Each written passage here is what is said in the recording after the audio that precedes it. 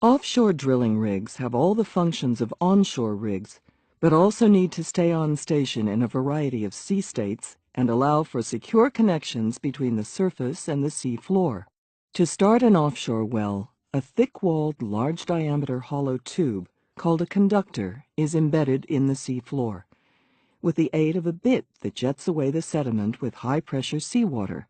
When the conductor has penetrated about 250 feet, the jet bit is retrieved and a drill bit introduced. The cuttings are just washed to the top of the well by seawater pumped through the bit. A second run of conductor is now lowered into the hole. At the bottom of the conductor is a guide shoe that stops the conductor snagging on the well bore. Above the shoe is a flap valve called a float collar. A cementing tool is connected to the top of the conductor. A plug that pushes the seawater out is driven downwards by high-pressure cement that fills the conductor. On reaching the float collar, this plug is ruptured, and cement flows out of the bottom of the conductor and up the annular space between the wellbore and the conductor. The cement plug tool is removed, and when the cement has set, drilling continues with a smaller diameter bit, penetrating the cement plugs and float collar and into fresh rock. After a suitable depth has been drilled, the drill string is removed.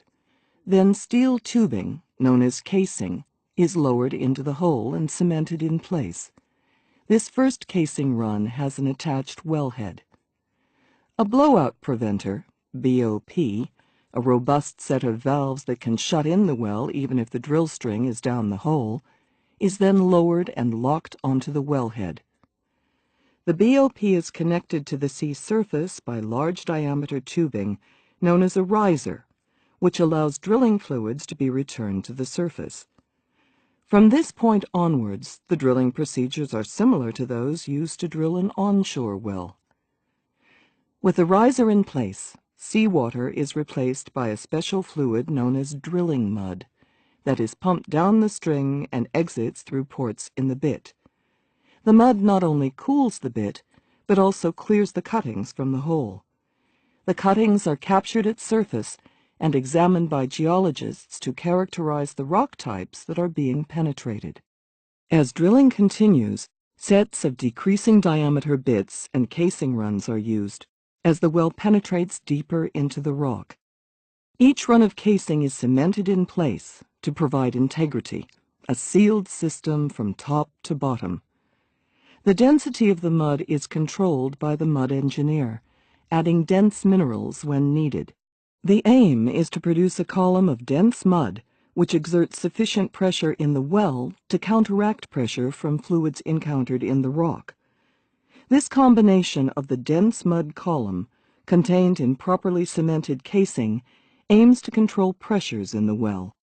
The BOP provides a further level of security. When the well penetrates a potential reservoir rock, the oil or gas may be detected by analyzing the drilling cuttings for traces of gas and/or oil. At this stage, it is essential to gather as much information as possible about the reservoir. Two methods provide most of the information. In the first, the drill bit is replaced with a diamond-studded coring bit at the bottom of a core barrel.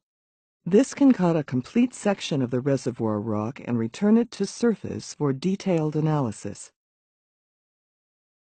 In the second stage, coring may be replaced or complemented by running a suite of geophysical logging tools, which are run on electric wire line. These are instruments that can measure the physical properties of the rocks as they pass slowly through the well bore.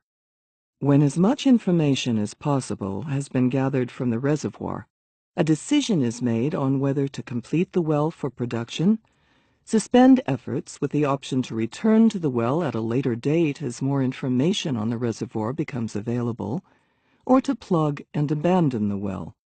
If the well is seen to have production potential, the reservoir interval is lined with casing.